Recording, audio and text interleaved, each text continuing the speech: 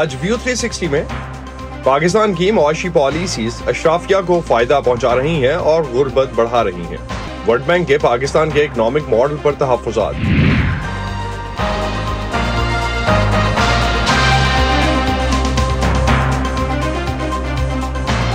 Voice of America के Washington studios में आप सबको खुशामदीद। आप देख रहे हैं प्रोग्राम व्यू 360 और मैं हूं असदुल्लाह खालिद।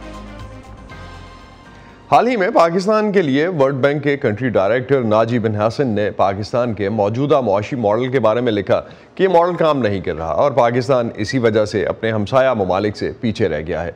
जो गुर्बत किसी वक्त पाकिस्तान में कम हो रही थी अब फिर से बढ़ना शुरू हो गई है। नाजी ने UNDP के लिए अपने एक मजमून में लिखा है कि पाकिस्तान की मुआशी पॉलिसीज़ आम आवाम से ज़्यादा अशराफिया को फ़ायदा पहुँचा रही हैं और उन्हें तब्दील करने की ज़रूरत है।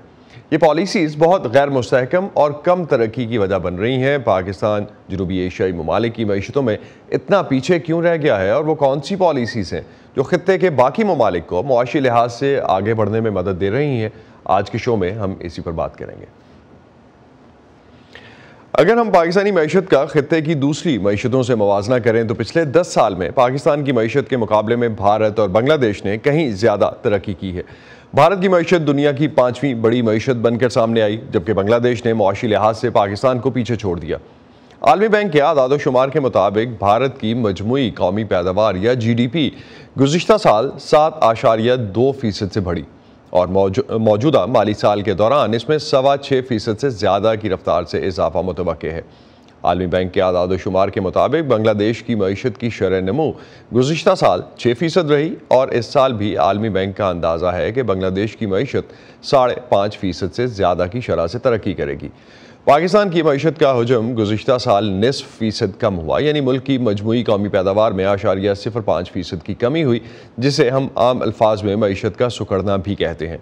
लेकिन इस साल आलमी बैंक की पेशगोई के मुताबिक पाकिस्तान की मईशत 1.7% की शरह से तरक्की करेगी। क्या पाकिस्तान की मुआशी पॉलिसीज़ सिर्फ अशराफिया को ही फ़ायदा पहुँचाती हैं?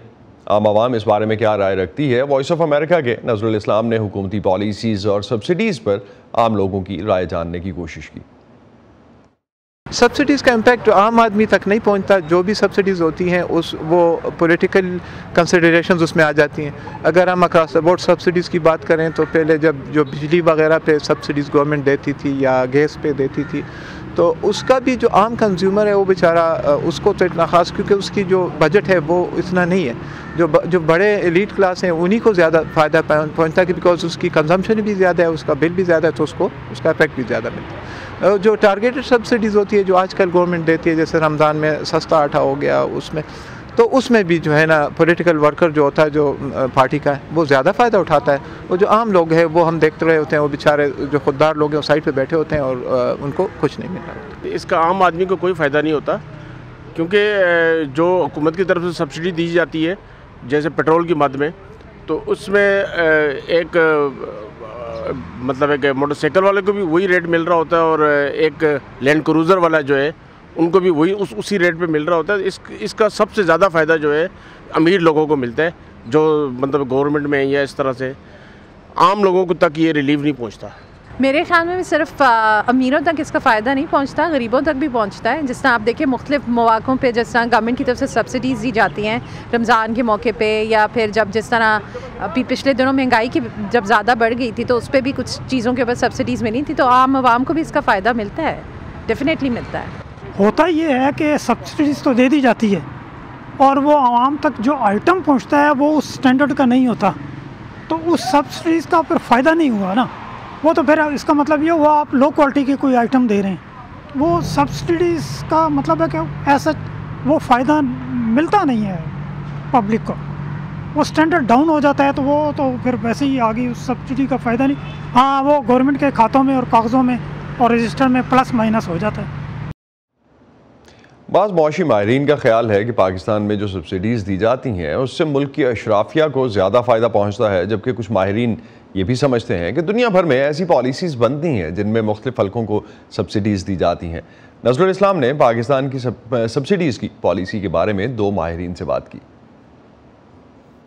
देखिए, ये सवाल तो है ज़रूर कि आपको गवर्नमेंट को आम आदमी को सहूलतें तो देनी हैं, आम आदमी को सब्सिडाइज़ तो करना होगा, लेकिन शायद जिस तरह से पाकिस्तान में सब्सिडीज़ दी जा रही हैं वो आम आदमी तक पहुंचती नहीं है। उसकी दो मिसालें आप ले सकते हैं।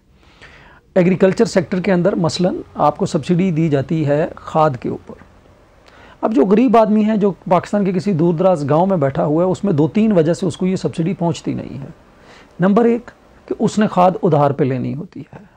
वो जो मोहल्ले का दुकानदार है उसने उसी से लेनी है, और जब फसल आएगी तो उसने उसके पैसे देने होते हैं। वो दुकानदार उसको कहता है कि यार आपने इस कीमत पे लेनी है तो ले लो, नहीं लेनी तो ना लो।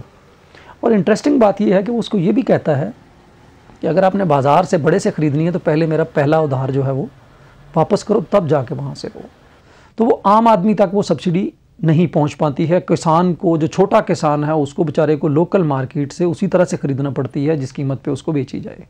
तो एक तो ये हो गया। दूसरा, हम अगर ये फ़र्ज़ कर भी लें कि ये सब्सिडी पहुँचती है उस तक, तो उसमें देखें एक जो छोटा किसान है जिसकी 5 एकड़ ज़मीन है वो ज़्यादा से ज़्यादा 10 बोरियाँ लेता है, और एक बड़ा किसान जिसकी 500 एकड़ ज़मीन है वो 1000 बोरी लेता है। तो अगर आप 100 रुपया भी सब्सिडी लगा लें तो जो बड़ा प्रोपोर्शन है उस सब्सिडी का वो बड़े किसान को जा रहा है, छोटे किसान को उसका बहुत थोड़ा हिस्सा जा रहा है। तो ये रिग्रेसिव सब्सिडी है। तो उसकी सूरत में जो आजकल एक जो मॉडर्न सिस्टम है जो सब्सिडीज़ का, वो ये है कि आप क्रॉस सब्सिडाइज करें। आप डायरेक्ट सब्सिडीज़ दें बट क्रॉस सब्सिडाइज करें। सब्सिडीज़ को देखें, किसी भी गवर्नमेंट में ख़त्म नहीं किया जा सकता। ये एक इंसेंटिव है जो दिया जाता है किसी टारगेट को अचीव करने के लिए। जैसे मिसाल के तौर पे हम अगर सीमेंट सेक्टर की सब्सिडी के हवाले से बात करें तो उसमें डायरेक्टली सीमेंट से रिलेटेड जो इंडस्ट्री या फर्म है उसको फ़ायदा पहुंचाना मकसद नहीं है। उससे जो रिलेटेड हमारी बिजनेसेस हैं, जैसे मिसाल के तौर पर कंस्ट्रक्शन सेक्टर आ जाता है, या हमारी एक्सपोर्ट्स हैं सीमेंट के केस में, मकसद ये है कि हम उसको एनहांस कर सकें, उसमें हम प्राइसेस को स्टेबलाइज कर सकें, या हम अपनी ओवरऑल जो उनकी इकोनॉमिक कंट्रीब्यूशन उसको बढ़ा सकें। लेकिन वो किस हद तक हम इफ़ेक्टिव होते हैं, इसके लिए प्रोग्राम के डिज़ाइन को इम्प्रूव करने की ज़रूरत है। ओवरऑल हम ये मानते हैं कि हमारा जो बजट टुवर्ड सब्सिडी है वो बहुत बड़ा है, तकरीबन 1 ट्रिलियन से ज़्यादा है, और शायद इसको हम फिस्कली जो है ना अनसस्टेनेबल भी कह सकें। लेकिन अगर वो हमें डिज़ायर्ड रिजल्ट्स दे रहा है, जैसे मिसाल के तौर पर अब इलेक्ट्रिसिटी के हवाले से हमारे पास ट्यूबवेल की सब्सिडी है, तो उसका एक मकसद ये है कि हम एग्रीकल्चर की प्रोडक्टिविटी को बढ़ा सकें। जो छोटे स्मॉल जो आपके फार्मर्स हैं जो इसको एज अ बिज़नेस कॉस्ट लेते हैं, मैनेज नहीं कर पाते, उनको गवर्नमेंट फैसिलिटेट करने के लिए सब्सिडी देती है। वर्ल्ड बैंक के पाकिस्तान के लिए कंट्री हेड ने पाकिस्तानी हुकूमत के सरकारी अखराजात का जायज़ा लेने की भी बात की और मुआशी पॉलिसीज़ को तब्दील करने की ज़रूरत पर भी जोर दिया। ऐसी कौन सी पॉलिसीज़ हैं जो पाकिस्तान की मुआशी तरक्की में रुकावट बन रही हैं, इस पर बात करते हैं माहिर मईशत डॉक्टर तैयब सफ्तर, जो हमें ज्वाइन कर रहे हैं, यूनिवर्सिटी ऑफ वर्जीनिया से मुंसलिक हैं। तैयब, कौन सी ऐसी पॉलिसीज़ हैं आपके ख्याल में जो सिर्फ अशराफिया को ही फ़ायदा पहुँचाने के लिए बनाई गई हैं? बहुत शुक्रिया असद। बहुत सारी पॉलिसीज़ ऐसी हमने देखी हैं over the past few years जिनमें ज़्यादातर फ़ायदा जो है वो अशराफिया को हुआ है। जिस तरह सब्सिडी की बात की गई, अनटारगेटेड सब्सिडीज़ जब हम चलाते हैं तो उनमें ज़्यादातर फ़ायदा उन लोगों को होता है जो ज़्यादा कंज्यूम करते हैं। जिनकी कंजम्पशन कम है उनका फ़ायदा, उन ऐसी सब्सिडीज़ का फ़ायदा उन लोगों को कम होता है। और हमने कोविड के टाइम पे देखा जिस तरह हुकूमत ने जो है वो बड़े जो हमारे सनती घराने थे उनको सपोर्ट करने के लिए सब्सिडीज़ का ऐलान किया था। इसी तरह जिस तरह आपके पहले जो है वो प्रोग्राम में लोग कह रहे थे फर्टिलाइज़र की सब्सिडी हो गई, इस तरह की सब्सिडीज़ में जो ज़्यादा कंज्यूम करते हैं उनको ज़्यादा इन चीज़ों का फ़ायदा होता है। तो सब्सिडी के अलावा भी आप समझते हैं कोई ओवरऑल जो पॉलिसी, जिस तरह से वर्ल्ड बैंक का जो क्रिटिसिज्म आया, वर्ल्ड बैंक का जो पेपर आपकी नज़र से भी गुजरा होगा जो यूएनडीपी में पब्लिश हुआ कंट्री हेड का, उसमें टारगेटेड तो एज सच उन्होंने कुछ पॉइंट आउट नहीं की चीज़ें, लेकिन कुछ रेफरेंसेस उन्होंने ज़रूर दिए। उसमें गवर्नमेंट का बजट भी उसमें एक रेफरेंस पॉइंट बनता था। कहाँ तक आप समझते हैं कि ये प्रैक्टिकल है कि गवर्नमेंट अपना बजट कम कर सके या हुकूमती अखराजात कम कर सके? देखें असद, इसमें तो बात बहुत क्लियर है। अगर आप पिछले 3-4 साल का जो है वो PSDP उठा के देखें, जो हमारा पब्लिक सेक्टर डेवलपमेंट प्रोग्राम है, तो सबसे पहले जब कटौती होती है of any item in that budget वो PSDP की होती है, रादर देन ये कि हमारे जो रोज़मर्रा के अखराजात हैं हुकूमत चलाने के उनको हम कम करें। तो ये इसका इम्पैक्ट डायरेक्ट होता है मुआशी तरक्की के ऊपर, क्योंकि वो जो PSDP का हुकूमती जो है खर्चा है वो डेवलपमेंट के लिए इस्तेमाल होना है। जब हुकूमत उस PSDP को काटती है तो उससे जो ग्रोथ आनी है, डेवलपमेंट सेक्टर पे स्पेंडिंग होनी है, वो कम होती है। दूसरा इसमें मसला PSDP का बहुत बड़ा ये है कि जो प्रोजेक्ट हम करते हैं, जो हुकूमती the government wants to undertake, उनका जो पीरियड है उसकी शुरू होने से तकमील तक वो बहुत लंबा है। तो उसका इम्पैक्ट जो आना है वो बहुत जो है वो लंबे अरसे के लिए रिसोर्सेज आपके लॉक इन कर लेता है। तो हुकूमती जो दो इफ आई कुड समराइज, दो जो अहम बातें हैं, एक कि आपका जो बहुत बड़ा हिस्सा है खर्च अखराजात का, वो रोज़मर्रा के खर्च अखराजात के ऊपर जो है वो जा रहा है, और दूसरी चीज़ ये है कि हम जो डेवलपमेंट के नाम पे खर्चा कर भी रहे हैं वो इनएफिशिएंट है। तो आप अगर हम कुछ मखसूस पॉलिसीज़ और मखसूस सेक्टर्स की बात करें, कौन सी ऐसी स्पेसिफिक पॉलिसीज़ हैं जिनका कुछ स्पेसिफिक सेक्टर्स को फ़ायदा हुआ? देखें, इसमें तो टैक्सेशन में अगर हम देख लें तो जिस तरह एग्रीकल्चर के ऊपर हम बात करें, एग्रीकल्चर इज कम्प्लीटली अनटैक्स, उसके ऊपर कोई जो है वो टैक्स डायरेक्ट नहीं लगता है। इसी तरह हम जो है वो अपने सर्विसेज सेक्टर को देख लें तो बड़े जो हमारे रिटेलर हैं, बड़ा जो सर्विस सेक्टर है, including real estate, including construction, including retail और होलसेल, वो हम टैक्स की मद में उनको नहीं ला सके हैं। So these are implicit subsidies. जब आप उनको टैक्स नहीं करेंगे तो आप उसको सब्सिडाइज ही कर रहे हैं एक तरीके से। तो ये तो 4-5 बहुत बड़े ऐसे एरियाज हैं जहाँ पे हम देखते आए हैं कि सब्सिडीज इंट्रोड्यूस हुई है। इसी तरह अगर मैं कंस्ट्रक्शन की आपको गुजारिश करूं तो कंस्ट्रक्शन में चाहे वो PMLN की हुकूमत हो, चाहे वो PTI की हुकूमत हो, इन सारी हुकूमतों ने एमनेस्टी का जो है वो एमनेस्टी करार दी, एमनेस्टी स्कीम्स अनाउंस की, जी इंट्रोड्यूस की, और उसके अंदर बहुत सारा पैसा बगैर कुछ दिए हुए सरकारी खजाने में उसको हमने सफेद होने की इजाजत दी। तो इस तरह की subsidies, they not subsidies explicitly, but these are signals जो आप देते हैं लोगों को कि अच्छा यार, अगर आपके पास कोई काला धन है भी सही तो आप उसको बगैर कोई जो है वो किसी भी परेशानी के सफेद कर सकते हैं। तो इन चीज़ों को देखते हुए उसको स्ट्रीमलाइन करना बहुत मुश्किल हो जाता है सिस्टम को। तो तैयब, अगर हम रीजनल कंपैरिजन में देखते हैं तो कौन से मेजर डिफरेंसेस अगर हम देखना चाहें तो इंडिया और बांग्लादेश दोनों की हमने जो देखी मईशतें ग्रो करते हुए देखी। इंडिया ग्रो करता हुआ 5th लार्जेस्ट इकॉनमी बन गया, बांग्लादेश जो है वो भी कुछ 100-150 अरब ज़्यादा हो गया है इस वक्त पाकिस्तान के साइज़ ऑफ इकॉनमी से। क्या बेसिक डिफरेंस है उनकी पॉलिसीज़ में और पाकिस्तान की पॉलिसीज़ में? वहाँ कौन सी पॉलिसीज़ हैं जो बेहतर हैं? देखिए असद साहब, इसमें तो बांग्लादेश की, लेट्स स्टार्ट विद बांग्लादेश, क्योंकि उनसे ज़रा कंपैरिजन ज़्यादा आसान है। हमारा इंडिया बहुत बड़ा मुल्क है तो उसके ऊपर बाद में आते हैं। बांग्लादेश ने देखें अपना बड़ा पिछले 20-30 सालों में उसने अपनी मैन्युफैक्चरिंग के ऊपर बहुत फोकस किया है। जो वैल्यू एडेड टेक्सटाइल है उसके अंदर अगर आप बाहर तशरीफ ले जाएं, आप भी जाते हैं किसी स्टोर के अंदर जाएं तो आपको बहुत ज़्यादा वैल्यू एडेड टेक्सटाइल में बांग्लादेशी चीज़ें नज़र आती हैं। So they focused single mindedly on export led textile oriented growth, हालांकि वो कॉटन नहीं ग्रो करते, तो उन्होंने उसको बहुत ज़्यादा जो है वो तक़वियत दी है अपने मैन्युफैक्चरिंग सेक्टर को, जिसकी वजह से आप देखते हैं कि बांग्लादेश हैज़ ग्रोन कंसिस्टेंटली 6-6.5-7% के ऊपर।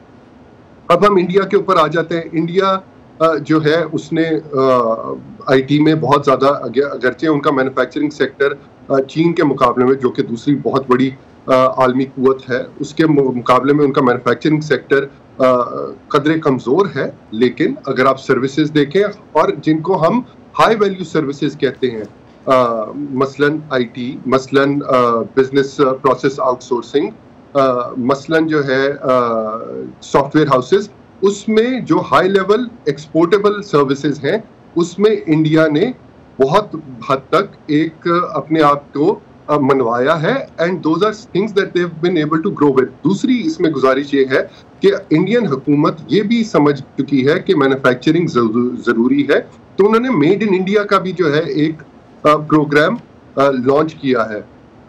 which has not really succeeded in the same way, but it's a step towards the right direction. हमारा मसला ये है कि हमने अभी फिलहाल as we've gone over the last 2 years import compression की तरफ हम जो है वो गए हैं और उसकी वजह से हमारी एक्सपोर्ट्स ने बहुत ज़्यादा सफ़र की है।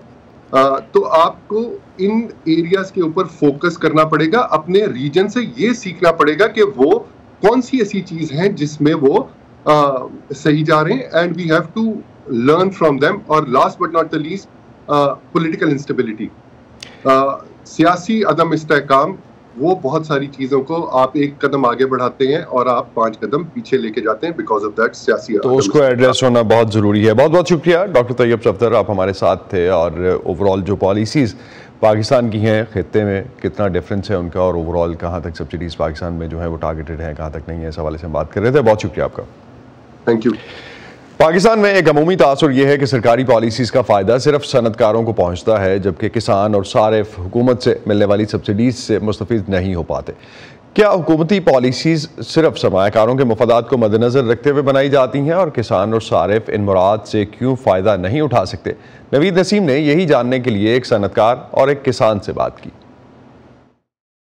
जो सब्सिडी मिलती थी बिजली या गैस के नरखों में, उसका सबसे बड़ा फ़ायदा ये था कि हम 100% कैपेसिटी पे चल रहे थे। जब हम 100% कैपेसिटी पे चल रहे थे तो उसका मतलब है हमने 100% अपनी रिक्वायरमेंट की लेबर एम्प्लॉय की हुई थी। तो अगर 100% लेबर एम्प्लॉय हुई थी तो उसका बेनिफिट आम आदमी तक जा रहा था।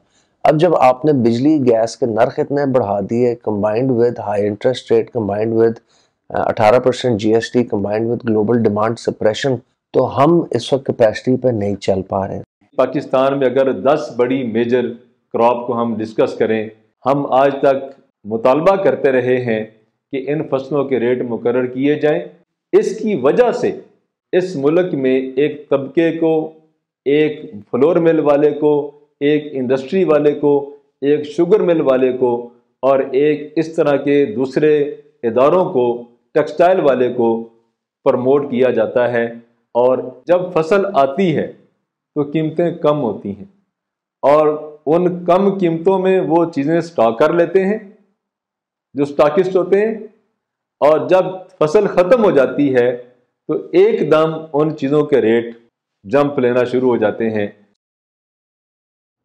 इसी गुफ्तगू को आगे बढ़ाते हैं और बात करते हैं माहिर मईशत डॉक्टर साकिब रज़ावी इस वक्त हमारे साथ हैं। उनसे डॉक्टर साकिब, अभी एक राय हमने सुनी कि सब्सिडीज़ या ऐसी मुआशी पॉलिसीज़ जो कि सरमायाकारों को अपील करने के लिए बनाई जाती हैं वो सारी दुनिया में बनाई जाती हैं, तो फिर पाकिस्तान पर वर्ल्ड बैंक की तनकीद क्यों है? असद, इसमें बेसिक बात यह है कि कई लोगों ने जो पहले बातें की हैं उनके सम टोटल ये है कि पाकिस्तान की मईशत जो है वो अनप्रोडक्टिव हो गई है। वो एक्सपोर्ट नहीं कर रही, इस वजह से फ़ॉरेन एक्सचेंज नहीं कमा सकते। जब फ़ॉरेन एक्सचेंज नहीं कमा सकते तो इंपोर्ट नहीं कर सकते। जब फिर इंपोर्ट कंप्रेशन शुरू होता है तो वो फिर इन टर्न एक्सपोर्ट्स को इफ़ेक्ट करता है, जो GDP को इफ़ेक्ट है। तो पाकिस्तान ने अपने आप को बड़ी कोशिश करके विशेष साइकिल में फंसा लिया। इसमें जितने लोग बोल रहे हैं स्पेसिफिक सेक्टर्स से रिलेटेड, ये वही लोग हैं जो उन अनटारगेटेड सब्सिडीज से फ़ायदा उठाते रहे हैं। अभी एक साहब ने बताया कि हर चीज़ महंगी हो गई है। उसकी रीज़न ये है कि ये लोग सब्सिडीज़ को हासिल करते रहे हैं डेफिसिट फाइनेंसिंग के ज़रिए से। डेफिसिट फाइनेंसिंग अल्टीमेटली इन्फ्लेशन को बढ़ाती है। तो ये लोग सिर्फ अपने माइक्रो पॉइंट ऑफ व्यू से देख रहे हैं, ये नहीं देख रहे कि ये जो अनटारगेटेड सब्सिडीज़ हैं ये इलीट को बेनिफिट कर रही हैं। लार्ज जो इंडस्ट्रियलिस्ट हैं, रियल एस्टेट ओनर्स हैं, जो लैंडलॉर्ड्स हैं, और उसका जो एक आयरनी है कि ये वही तबके हैं जो सब्सिडी लेते हैं और कोई टैक्स नहीं देते हैं। तो अगर तो सब्सिडीज़ फाइनेंस हो रही हों फ्रॉम टैक्सेस, के अमीर लोग जो पे कर सकते हैं वो टैक्स दें और उनसे टारगेटेड सब्सिडीज उन लोगों को दी जाएं जो उनके मुस्तहिक हैं। यहाँ ये दोनों तरफ से ये फ़ायदा उठाने की कोशिश कर रहे हैं कि टैक्स पे नहीं करते और सब्सिडीज़ लेने की कोशिश करते हैं। और क्योंकि पॉलिटिकल सिस्टम ऐसा है जिसमें इन लोगों की असर व रसूख है, तो ये एक इलीट कैप्चर है इस इकोनॉमी का। अब आप ये देखें कि पाकिस्तान इस वक्त 70% ऑफ इट्स रेवेन्यू वो डेट सर्विसिंग में जा रहा है। तो अभी एक ब्रदर इकोनॉमिस्ट ने बात की थी PDSP की, अगर 70% डेट सर्विसिंग में जा रहा है तो बाकी क्या बचा है जिसमें से आप हुकूमत भी डेवलपमेंट कर सकें या हुकूमत चला सकें। डॉक्टर साहब एक चीज़ मैं इसको समझने के लिए अगर आपके सामने ये पॉइंट भी रखूं कि वर्ल्ड बैंक जो है वो क्रिटिसाइज़ कर रहा है गवर्नमेंट की पॉलिसीज़ को, दूसरी तरफ IMF का जो IMF के प्रोग्राम में है पाकिस्तान, और IMF ने अभी रिसेंटली पाकिस्तान को सराहा भी उनकी पॉलिसीज़ पे और ओवरऑल रेवेन्यूज़ पे। तो वर्ल्ड बैंक इतनी सख्त तनकीद क्यों कर रहा है? प्रोग्राम तो IMF का चल रहा है and they are approving that as well. देखें, इसमें ये जो IMF की आप कह रहे हैं कि उसने तारीफ की है, वो एक बहुत टेम्पररी और मिनिमम किस्म की एफर्ट है। यहाँ जो एक ब्रॉडर क्वेश्चन है वो ये है कि अगर वर्ल्ड बैंक ने ये डिक्लेयर कर दिया है कि पाकिस्तान का जो करंट इकोनॉमिक मॉडल है वो फेल हो चुका है, वो परवर्स हो चुका है, वो ग्रोथ को रोक रहा है, पॉवर्टी को बढ़ा रहा है, तो फिर ये सवाल वर्ल्ड बैंक और IMF से भी पूछना चाहिए कि वो क्या पॉलिसीज सपोर्ट कर रहे हैं जिनके लिए वो पाकिस्तानी गवर्नमेंट्स को पैसे देते हैं, फंड करते हैं। क्या ये उनकी जिम्मेदारी नहीं है कि वो कहें कि हम ये फेल्ड सिस्टम को सपोर्ट नहीं करेंगे? वो element I wish somebody should have asked world bank के रिप्रेजेंटेटिव से और IMF वालों से कि IMF पाकिस्तान को 20 से ज़्यादा प्रोग्राम दे चुका है और पाकिस्तान अभी भी बास्केट केस है। तो क्या आप समझते हैं कि आलमी इदारों का कसूर भी अपनी जगह पे? तो वर्ल्ड बैंक के जो कंट्री डायरेक्टर का ये कहना था, आपने भी शुरू में उस बात से शायद इत्तेफाक किया मोरलेस, कि पाकिस्तान का मुआशी मॉडल काम नहीं कर रहा। किस हद तक ये अंदाज़ा दुरुस्त है? अगर ओवरऑल करने की बात की जाती है, स्ट्रक्चरल रिफॉर्म्स की बात की जाती है, तो वो कितनी प्रैक्टिकल हैं और किस तरह से ये सर्जरी कुछ लोग कहते हैं कि होगी, कैसे होगी? इसके दो ही तरीके हैं। देखें, किसी ने कहा था कि एक crisis should not be wasted, और इंडिया भी इस क्राइसिस में से गुजरा, बांग्लादेश गुजरा, श्रीलंका गुजरा, थाईलैंड गुजरा। उन्होंने उस क्राइसिस का ये फ़ायदा उठाया कि अपने सिस्टम को रिफॉर्म किया, जिसके बाद से अब वो सेल्फ सस्टेनेबल हो गए हैं। अब ये पाकिस्तानी हुकूमत और तमाम से ज़्यादा हुकूमत और जो एलीट ग्रुप्स हैं, उनकी ये जिम्मेदारी है कि जो करंट क्राइसिस है इससे वो फ़ायदा उठाते हैं या इसको भी बैंड एड के तौर पे चलाते रहते हैं और फिर मुल्क एक इससे भी बड़े क्राइसिस में गिरेगा। उसके बाद वही होगा जो आपने देखा कि रिसेंटली श्रीलंका के साथ हुआ कि सारे जो क्रेडिटर्स थे वो भाग गए और एक डिसऑर्डरली एडजस्टमेंट शुरू हुई। उसके लिए फिर पाकिस्तानियों को तैयार रहना चाहिए। तो आप समझते हैं कि पाकिस्तान इसके लिए तैयार है कि उस रिफॉर्म्स में, उस प्रोसेस में जा सके? जो एक IMF का प्रोग्राम था, इस दफ़ा सभी गवर्नमेंट ने, जितनी भी गवर्नमेंट से और अपोजिशन से, सभी पॉलिटिकल पार्टी से बात की। अगर प्रिसाइसली आप बता सकें कि कितना पॉसिबल है कि इस रिफॉर्म प्रोसेस में? ये बिल्कुल देखें, ये डिफ़िकल्टी ऑफ इम्प्लीमेंटेशन या अंडरस्टैंड करना कि प्रॉब्लम क्या है और उसका सलूशन क्या है, ये वो केस नहीं है। ये केस है lack of political will to make difficult decisions, specially against those groups who are benefiting from the current status quo. बहुत बहुत शुक्रिया डॉक्टर साकिब रज़ावी, आप हमारे साथ थे और पाकिस्तान के हवाले से जो मईशत इस वक्त जिस सिचुएशन है उस पर हमसे बात कर रहे थे। बहुत शुक्रिया आपका। शुक्रिया।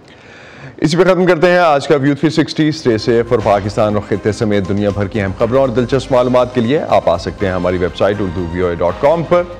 अब तक के लिए इतना ही। असदुल्लाह खालिद को इजाज़त दीजिए। खुदा हाफ़िज़।